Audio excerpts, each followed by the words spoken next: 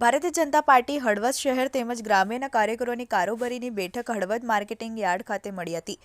Halvad marketing yard ખાતે આજ રોજ ભારતીય જનતા પાર્ટી હળવદ તેમજ ગ્રામ્યના વિવિધ હોદ્દેદારોની કારોબારી બેઠક મળી હતી, જેમાં આગામી 2024ની લોકસભાની ચૂંટણીને લઈને ચર્ચાઓ કરવામાં આવી હતી, જેમાં જિલ્લા ભાજપ પ્રમુખ રણછોડભાઈ દલવાડી તથા ધારાસભ્ય પ્રકાશે જણાવ્યું હતું કે આગામી લોકસભામાં મોરબી જિલ્લાની તમામ બેઠક પર 5 લાખથી વધુની લીડથી ભારતીય જનતા પાર્ટીના ઉમેદવારો જીતશે।